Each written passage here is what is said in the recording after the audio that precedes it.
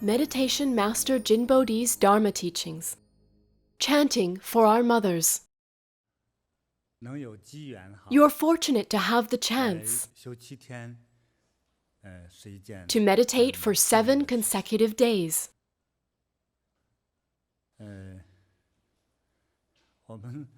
In your life so far, no matter how old you are, have you ever taken a week to elevate the level of your consciousness and get to know yourself and the world?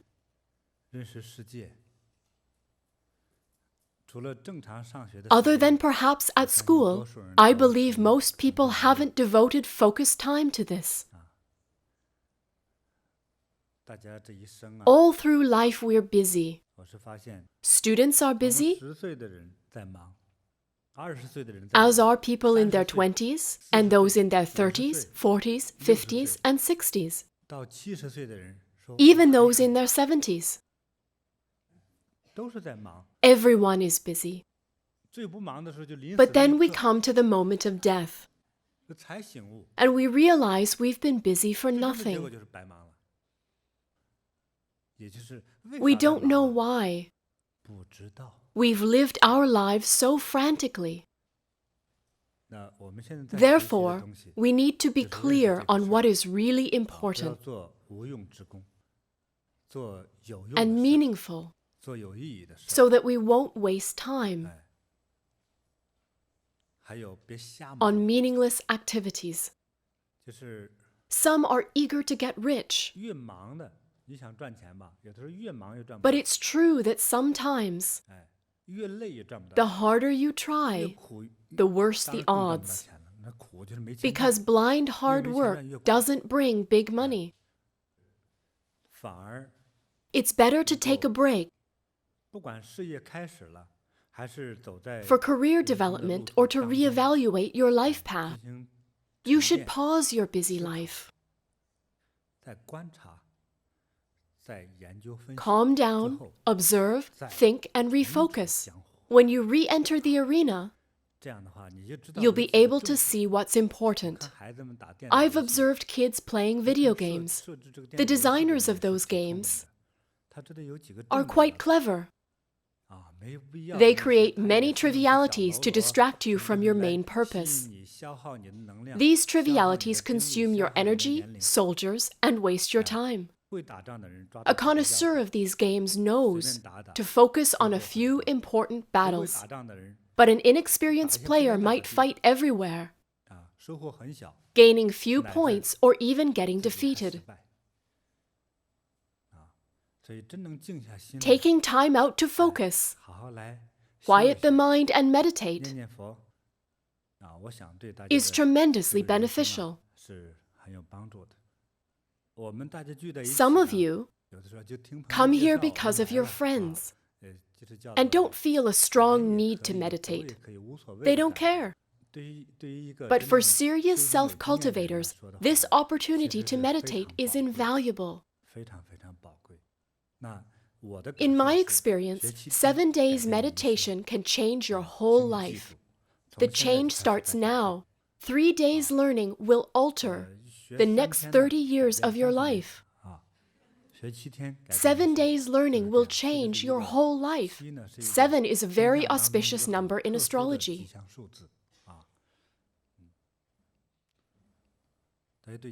Do you have any understanding of the number 7? So, 3 plus 4 makes 7. Correct. 6 plus 1 also makes 7. Right? 4 plus 2 also makes 7. In fact, no. You forgot to add me as a number. I see many hands waving. No, I'm not stupid. I correct my mistakes. The number 7 is magical, like the famous Monkey King. I see many people can barely sit still. They're laughing so hard at my jokes. Wonderful. Life is so wonderful. Really, 7 days of meditation will change your life. What I'll give you is information with secret codes. Whether you can decode the information depends on your luck and karma. If you understand my message, it means you've accumulated enough good karma. Once you understand my message, your life starts to improve. It will get so good that you won't believe it. It'll exceed your expectations.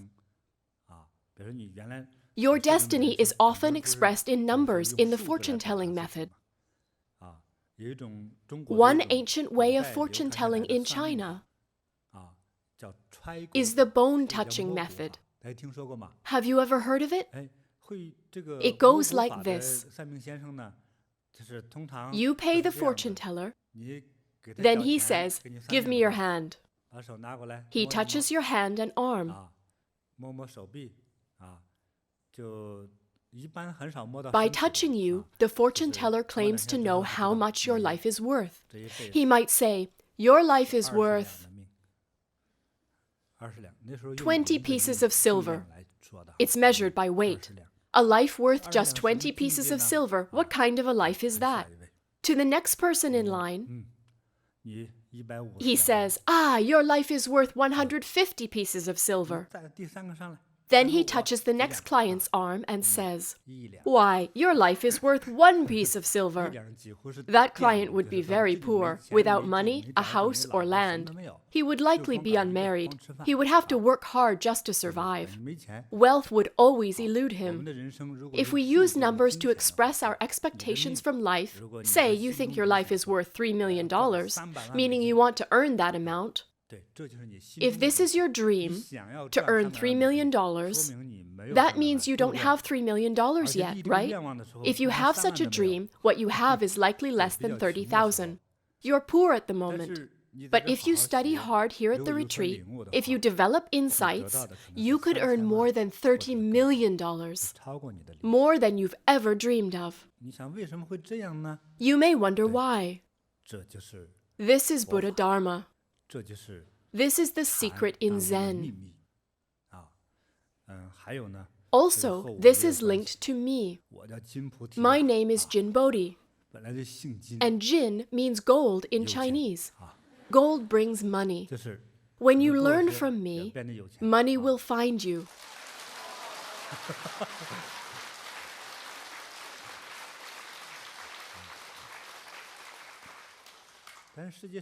Of course, not every person named Jin is rich. You may know a Jin who is poor. That's because he is not awakened. Many people beg for food while holding a golden bowl. Everyone has a different opinion. Whether you can get the message depends on your karma. If you feel you are short of good karma, I'd like to teach you a method to make up for that. Does anyone know this method? It's generosity and self-cultivation. Another quicker way would be to attend classes taught by people like me. You'll awaken by listening to what we have to say. Even if you are a slow learner, persistence will lead to success. Study hard, practice your skills, and you'll improve. A good way to increase your positive karma is to give and self-cultivate more, and hear wise people's words.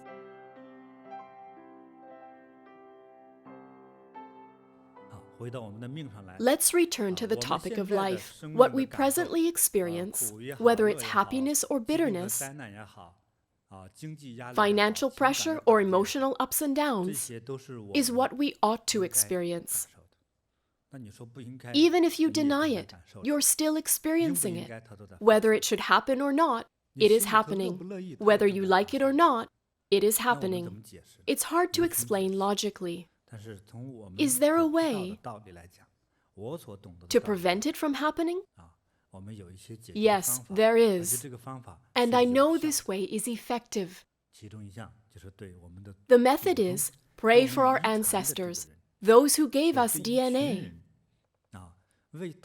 and transfer merits to them.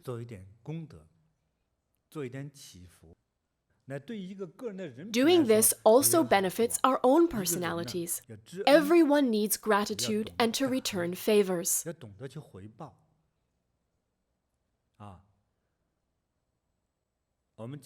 Take our parents as examples. Our mothers work so hard for us, from pregnancy to giving birth, to breastfeeding and beyond. They are dedicated to their children day and night.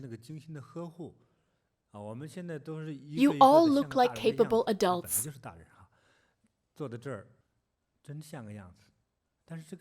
But when you were young, your life would have been in jeopardy without mother's constant care. A child often overlooks their mother's dedication, since the child lives daily in maternal care and love. This constant care and love doesn't seem to impress a person, like a helping hand offered by a stranger. We often take for granted something that has been readily available, and we don't give credit to such constant help. If a stranger has helped us, we're deeply touched. A person with good karma cherishes everything and returns favors. Many animals, according to my inexpert opinion, the herbivore animals, such as deer, sheep, cows, animals with round hooves, they kneel to suckle. Elephants do the same. Have you seen this in animal documentaries? A young animal must feed on mother's milk to grow. It can't eat grass until it's reached a certain age. It kneels down to suckle milk from its mother. And this kneeling pose seems to express gratitude to its mother. The animals don't kneel to express gratitude to their mother. Their kneeling action is part of nature's phenomena. As a human being, I believe our morality shouldn't sink below, but rather exceed that of animals. We need to understand and express our gratitude for our mothers. I remember a Chinese opera based on an old story. A young man ranked #1 in the imperial exam. His mother lived in a rural area and was very poor. His success drew attention, and a high official's daughter fell in love with him. When he was enjoying success in the city, his mother came to find him. When he saw his mother dressed in rags and looking ugly and dirty, he was so embarrassed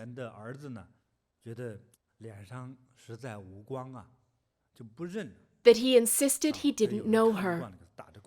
Some bystanders couldn't bear to watch and thought the young man was cold-hearted. They asked him to calculate the cost of his mother's milk. During that period in history, there wasn't much cow's milk produced in China. If a mother didn't feed her baby, the baby would starve. The young man saw his fault, and he apologized to his mother. He realized that vanity had overtaken him, that he had lost basic morality. There's a Chinese saying, "A son doesn't abandon his ugly-looking mother, and a dog doesn't abandon a poor owner." Many of us don't repay our parents enough. My parents have both passed away, and I regret I didn't repay what they gave to me. What I did for them can't be compared to the great love they gave me. They loved me unconditionally, yet I behaved selfishly and narrow-mindedly. Despite rising to Buddhahood, I can't even be regarded as a good human being. This is how I feel. I hope you'll draw lessons from this and think about what you've done for your parents. Consider whether you've given your mother any sincere, unconditional gratitude, not self-serving gratitude. Some people buy extravagant birthday gifts for their mothers. They compete with others asking, "What did you buy for your mom's birthday?" The gift must look good, serving as an advertisement of their worth as a daughter or son. We've all taken such hypocritical actions, and it's not the worst thing. Some people don't even do that. They think, "I'm married and have my own family to raise. My life has little to do with my mother." This is how some people think. Do you want my opinion? These people are heartless. Yes, this is what I think. How would you be able to make friends? Why do you cherish your spouse? On what basis? Is there any true love apart from bodily desire? When faced with a crisis, you would be the first to run off. It's hard to live with a heartless person, and don't pick such a person as a friend. If they can be heartless to their parents, how would they treat friends? They'll keep you as a friend only if they can use you.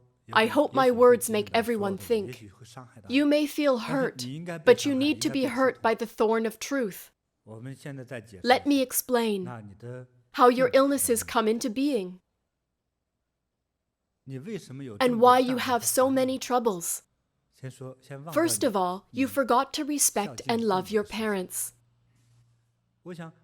Many diseases and difficulties in life are caused by a lack of morality, familial loyalty, and fraternity. You are heartless and experience the punishment, even when your parents are still alive. After your parents have passed away, these negative results will increase. You may not agree with me immediately, but consider my words. I spoke about how a person's facial features are linked to their circumstances. If a person's nose leans to the left, they may have lost their father at a young age. If their nose leans to the right, they may have lost their mother.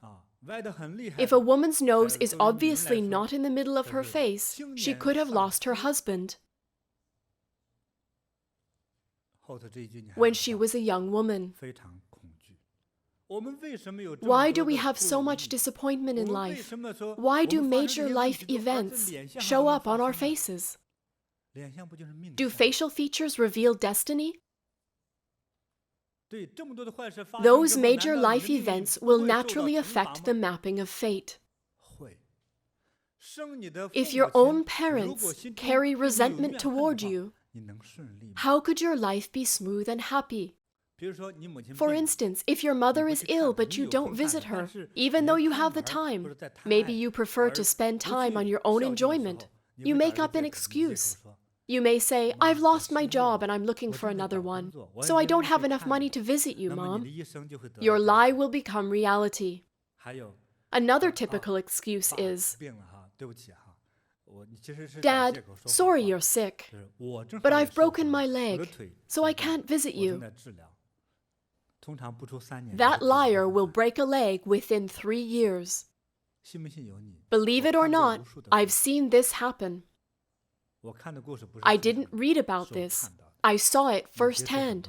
I meet a lot of people, and I receive information from everyone. What we experience today is directly related to our ancestors, especially our parents. Sometimes siblings ask for favors to be repaid, but parents never do. You've chanted a lot for your fathers during this class. Now I ask you to chant for your mothers. Chant with your sincere heart.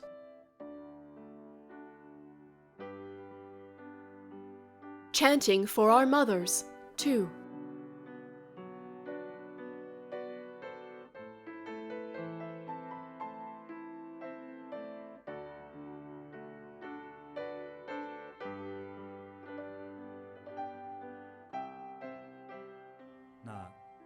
for our own benefit and to be a moral person, we need to be grateful to our parents. While chanting for our fathers, we recall the good things they have done for us. When chanting for our mothers, however, we couldn't recall anything of our mothers because we've taken them for granted.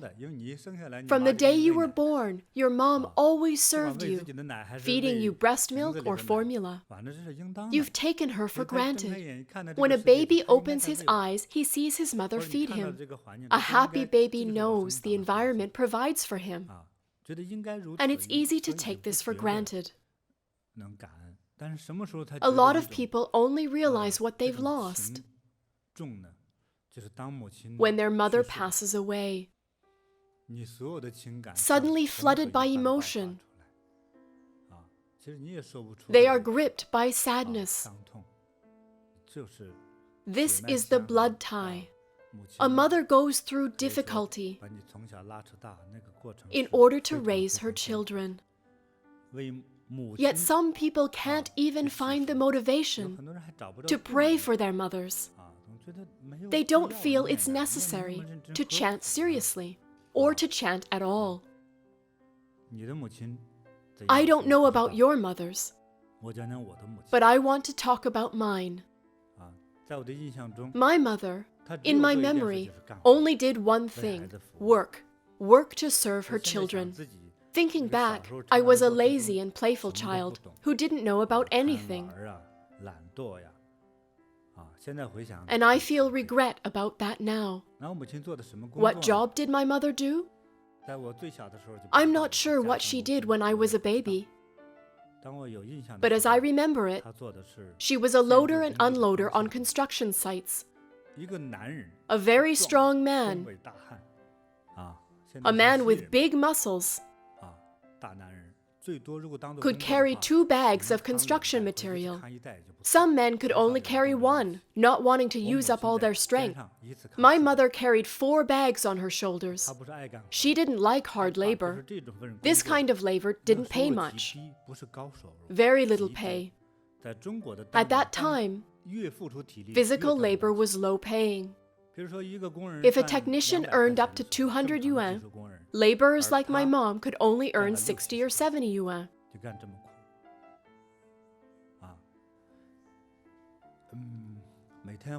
Every day she came home wearing sweat-soaked clothes. And the next morning she would still get up early to wake me up for my meditation practice. She slept only a few hours a day. After a quick lunch, she would nap on the ground, falling asleep instantly. When money was scarce, she did what an average person would reject because of embarrassment. She bought a cart for 50 yuan and used it to collect recyclable, reusable stuff from dumps. She sold the stuff for a few yuan. Qinghai, where we lived, is a high plateau, and roads are hilly and uneven. It was even difficult to pull an empty cart on those roads. And she was no longer young. She suffered from severe coughing as a child, a result of permanent hunger. She often coughed even when she sat and did nothing. Yet she did all those hard jobs to raise her children.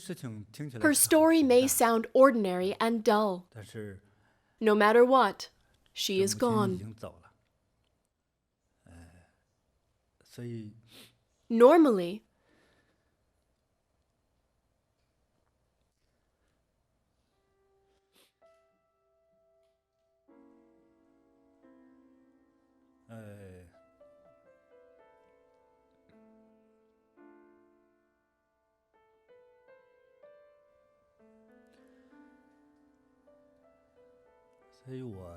when I teach students to chant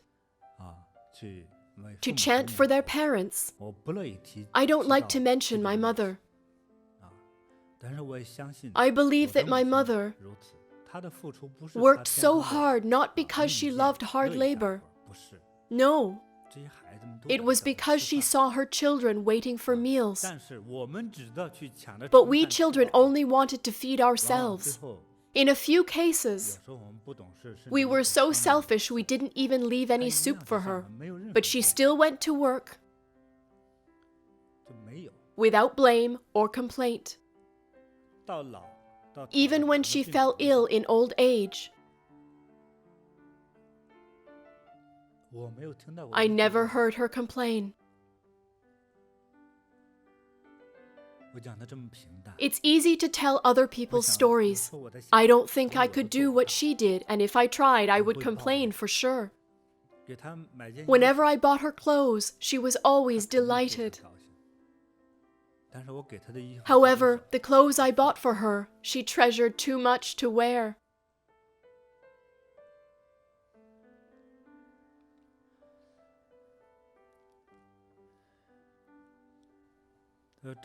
Sometimes my brother didn't return home for a few days, and she was too worried to sleep. She would ask my kung fu master to sense my brother's whereabouts. She would also go to a blind fortune teller to ask if her son was in danger and what direction to look. Then she'd urge my father to look for him. She was like that. For her son's safety, she'd kneel on the brick floor, crying and praying to Buddha, hoping her sincerity would move him, hoping Buddha would bless her son and guide him home safely. She didn't know how to chant any Buddhist sutras, but she dedicated her total heart to Buddha and Bodhisattva. My mother, she did so much. What I can tell you here is only a little. Every mother adores her children. Absolutely. There's no doubt about it. The love is real and flows from a mother's heart to her children's. A mother loves her children more than her own life. All women like to look beautiful, but a mother always puts her desire for beauty after the needs of children. Once a woman has a child, she puts her child's welfare first, herself second. We have such an opportunity here to self-cultivate and get to know the self. I only guide you in the door. The rest is up to you. On your mom's birthday, then on the anniversary of her death, and on your parents' wedding anniversary, or on festive occasions, visit your mom with gratitude in your heart and give her what she needs in the moment. I regard this as a good way to return her favor. It's not about how much money or material things you give her. It's about heart to heart. The heart is open, like when we pray. If you have your own child, you know how parents love their children, checking every detail to ensure their children are happy. Parents sacrifice themselves, not fearing the toll of hard work on their youth, even give their lives for their children. Actually, their stubbornness means they don't hesitate to sacrifice themselves. They seem to see their children as extensions of their own lives, and they love them more than themselves. They dedicate their lives to their children's welfare. Such are parents. So with regard to our DNA, the inherited karma, there's one way to change our karma, and that is to repay the love our parents gave us. Our parents are Buddha and Bodhisattva in our lives.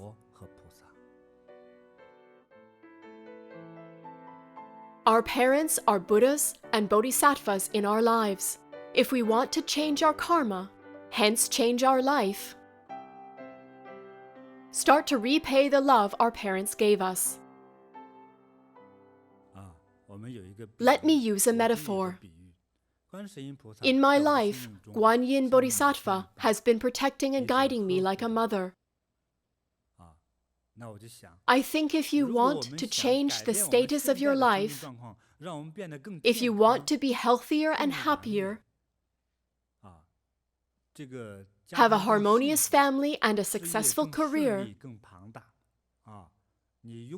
and have everything you wish, including improvement, in the areas you feel need it, then use this method. Imagine your own mother as Guanyin Bodhisattva.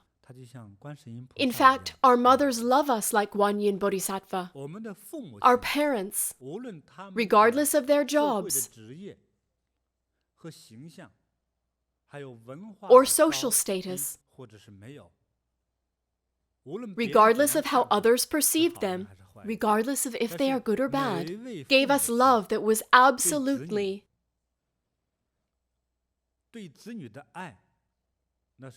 sincere and real and unconditional. Sometimes it happens that, for instance, a younger brother has become wealthy,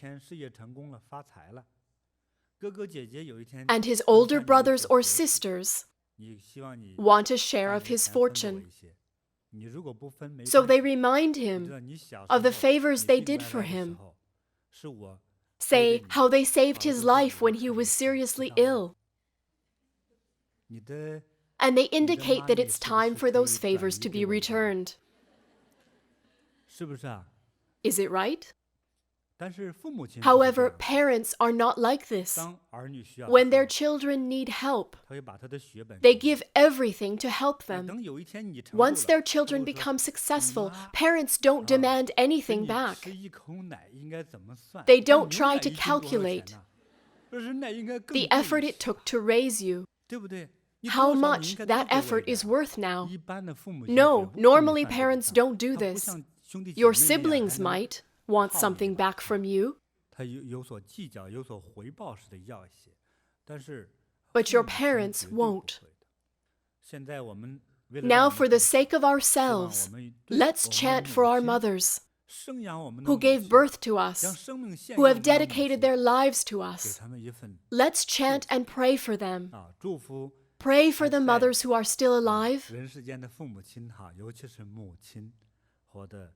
Pray they will be healthy, happy, beautiful.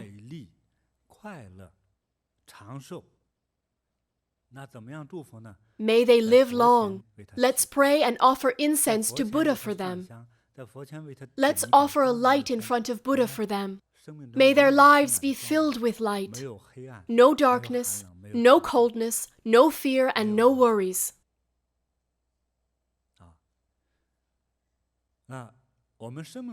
Our mothers are like Guanyin Bodhisattva to us. We should pray to Guanyin and visualize our own mothers as Guanyin Bodhisattva. In the past, we may have failed to be attentive to our parents, didn't bring them flowers, didn't hug them or say, "I love you." Chinese people are shy about saying, "I love you." Perhaps we've never brought them a present. Never. After we got married, we might have bought them gifts out of vanity to show off. Conversely, our parents' love has never been fake. So our parents must be happy before we can be better off ourselves. Let's pray for our mothers. May they be surrounded by everything wonderful. For mothers who have passed away, may they rise to the eastern lapis lazuli land, forever free of affliction and death, where all their needs will be met and everything is perfect. As long as you pray sincerely in front of Buddha and Bodhisattva, everything is possible. As a daughter or son, before you came here today, How often have you focused on your mom's well-being? How many times have you expressed your love to her? How many times have you talked to her tenderly? Ask yourself. No matter what your answer is, let's start from now. If our mothers can receive this blessing from Buddha, we'll be better off. This kind of chanting works best with sincerity. The more sincerity, the better. Our mothers have always seen us as their children, from our infancy into adulthood. No matter how old we become, to our parents, we're still their children. And our mothers never stop caring for us. When we were babies, if our mothers had left us alone for 2 hours without a reliable babysitter, we may have gotten hurt or died. Now that we've become parents, we feel deeply what our parents felt during pregnancy. And especially after the baby is born, mothers can't sleep through the night. And we know that lack of sleep adds to the lines on the face. Some people's mothers have already passed away, leaving them no chance to return the favor in conventional ways. What a pity. By the time they understand this, their parents have already passed away.